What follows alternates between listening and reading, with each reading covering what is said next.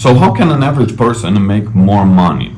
Well, I'll tell you from my own experience, and I'll tell you a couple of experiments that I've run and what I've done that actually led me to make this video. There are 5 scenarios in this life, the way that I've managed to figure this stuff out so far. So as an average person, to make a better life for yourself, you can either increase your income or decrease your expenses. Those are two very good scenarios. Ideally, you can make both happen. And to give you a practical example, as a young kid, I used to go out all the time. Keep in mind that I live in Romania, so I'm going to use the term bucks. That doesn't necessarily refer to the US dollar, but I will keep using the term so you would have an idea of what it means.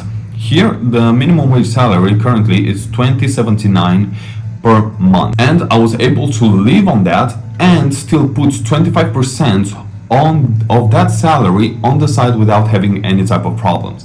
Because in order for me to decrease my expenses, because that was the very first thing that I looked at, I had to put it on paper and see what money goes where. And there are a couple of categories that personally I've used and has helped me a lot.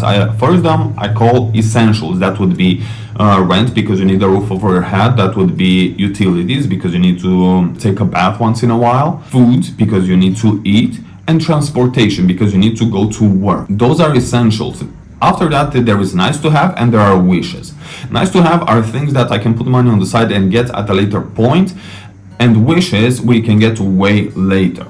But once I've managed to identify all of my expenses, that also includes subscriptions, credit cards, going out, and also take a small inventory with people in my life to see what I spend, with who I spend more, and why am I doing that. I was working at the minimum wage job at a time when I started to put those things together, and after a year I was able to increase my income by getting a better paying job that was twice the amount that I was making. So as a result of that, I was able to keep my expenses the same, because I was already used to that type of lifestyle, but the gap between my expenses and my income grew drastically, meaning that there was this portion of money that I can put on the side. And right now, at the moment, although I'm still going out, also I'm still getting a beer for me once in a while, I'm still buying some stuff here and there, I'm still able to put every month $2,000 without having any problems on the side. That's a minimum wage salary every single month that I can put on the side, that I can use that money for later. And I'm saying that because the amount of money that I'm currently earning, it's a little bit below the average market rate. Now, let's talk about the neutral case scenario. That's when your income increases, but you're also increasing your expenses. That would be when you get a really good job and you're thinking that, hey man, I deserve a better apartment, I deserve a car, I deserve this, and this. And that is a pretty big trap that you can easily fall into, mainly because if your income increases and your expenses increases as well, the amount of money that you can put on the side remains fairly slim. So you're working month to month just to sustain your lifestyle, which at the end of the day is not extremely good. And to give you a practical example, what I've done, I got a very good paying job that was paying me very good money, and I decided to move in a luxurious apartment. I decided to do a lot of drugs. I was smoking a lot of weed. I got myself a credit card with which I bought a very expensive laptop for myself, simply because I want to play some games. And that put me in a pretty tough situation, because I ended up working every single month to pay the credit card, to feed my addictions, and I was not able to put anything on the side. The two cases that are very bad for you, it's when your salary decreases. That can happen either because you got demoted, maybe something happened at the job, maybe something happened at your life and it affected personal life, and it ended up affecting your professional life as well. The other bad scenario is when your salary stays the same, but your expense increase drastically. You can see that with people that have credit cards, you can see that with people that have mortgages, because every once in a while the amount of money that you and I need to pay will increase, although the salary will stay the same. And that is not a very good proposition, because you're basically conditioned to something that is outside of your control. That's a pretty bad spot to be in. I said that I will give you a very good tip that I personally use to keep my expenses in check.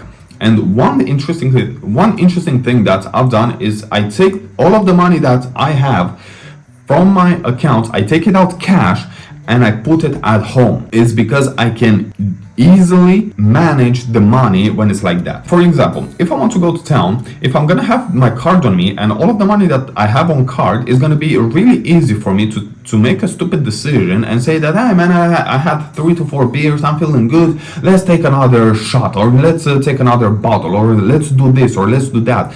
And that would be an impulsive decision that would lead to spending more money without being a need to do it. So I take everything, I put it cash, and when I go out to town, I take some money out. Let's say I take the 50 bucks. If I want to spend 50 bucks that night, I'm gonna take 50 bucks. I don't take any card with me. I don't take anything.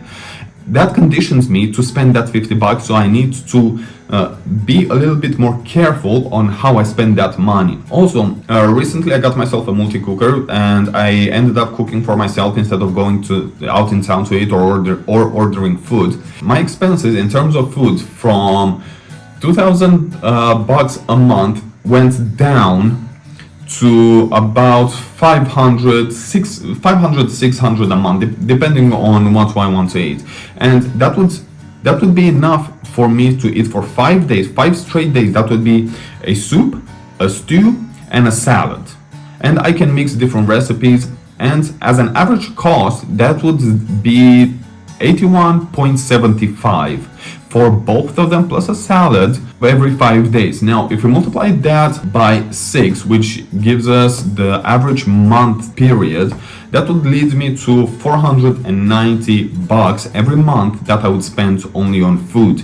And with the remaining 100, because my budget is 600, with the remaining 100, I can go out and I can get myself a treat once in a while, maybe once a week or every couple of days. If I want to have a beer, I'm gonna have a beer, or if I want to have some ice cream, I'll have some ice cream.